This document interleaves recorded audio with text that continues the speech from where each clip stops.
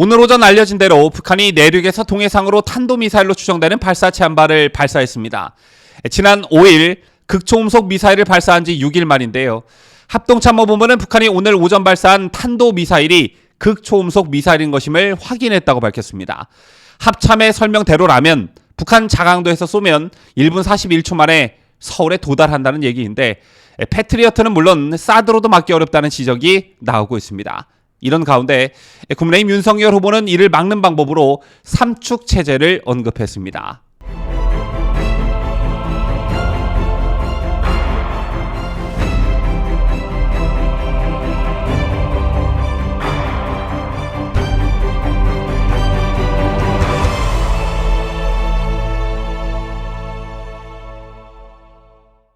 북한이 지난 5일 극초음속 미사일을 발사한 지 6일 만인 오늘 오전 동해상으로 탄도미사일로 추정되는 발사체 한 발을 발사했습니다.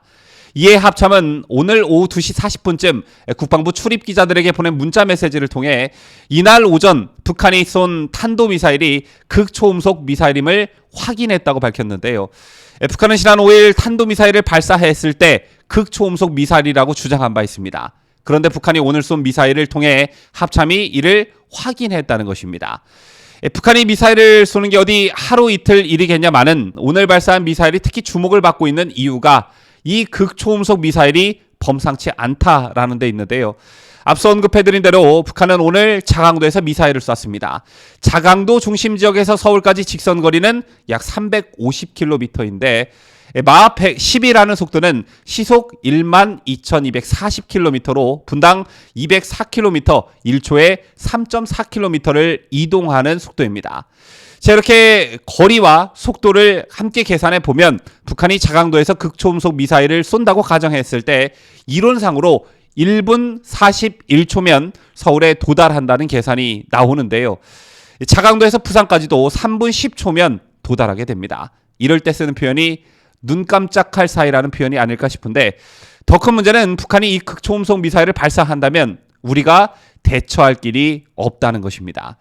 우리 군은 한국형 미사일 방어체계가 북한의 탄도미사일 발사를 포착할 때까지 얼마나 걸리는지 공식적으로 공개하지 않고 있는데요. 다만 지금까지는 포착에 50초, 식별에 40초 정도 걸리는 것으로 알려졌습니다.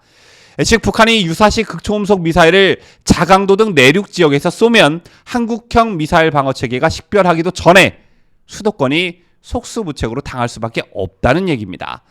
자, 또한 한국군과 주한미군이 보유한 패트리어트 미사일은 요격 속도가 마하 4, 한국군의 신형 요격체계 청궁2는 마하 5인데요. 이 같은 속도는 북한 극초음속 미사일 비행 속도의 절반에도 미치지 못하고 있기 때문에 요격이 사실상 불가능하다는 지적도 나오고 있습니다.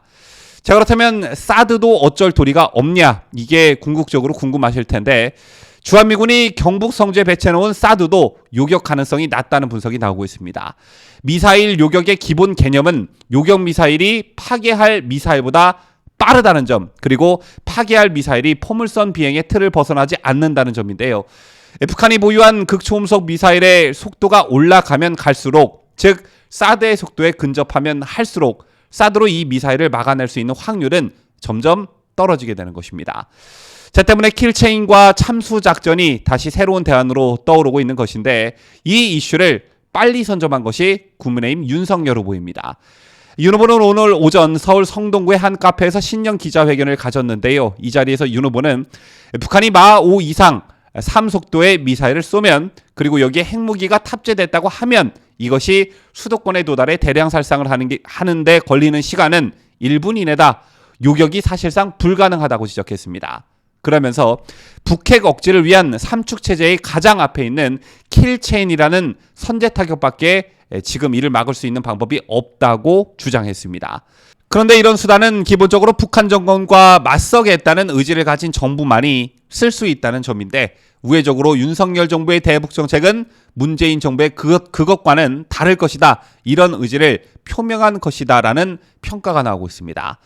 참고로 윤석열 후보가 말한 삼축 체제란 대북 억지 전력 체제로 킬체인과 한국형 미사일 방어 체계, 대량 응징 보복 체계를 말하는데요. 이 가운데 킬체인은 확실한 도발 징후를 보이는 북한 전략 무기를 한미 연합군이 선제 타격해 30분 내 무력화하는 개념입니다.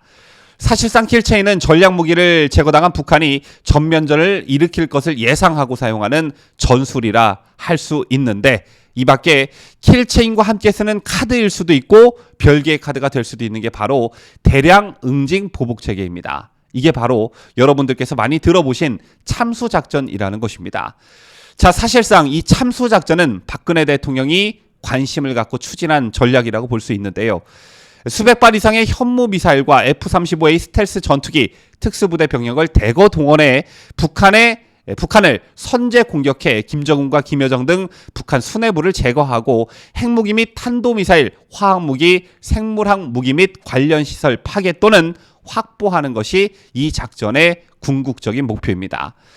어쨌든 윤석열 후보가 말한 삼축 체제, 즉 킬체인, 한국형 미사일 방어 체계, 이른바 참수작전으로 불리는 대량 응징 보복 체계는 아무리 좋은 장비와 뛰어난 작전 수행 능력을 보유하고 있다고 해도 군 통수권자인 대통령의 의지가 없다면 이 작전을 수행하기 불가능한 일입니다.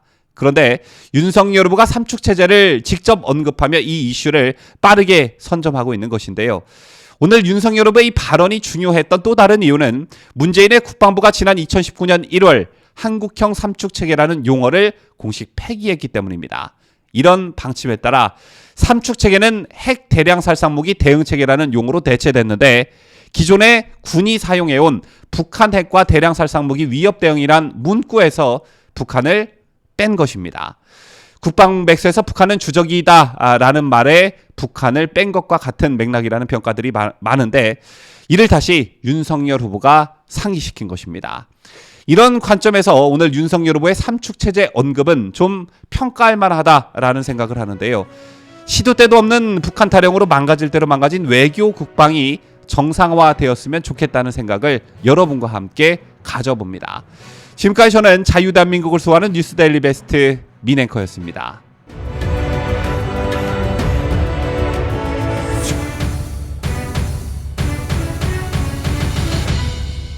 함께해요.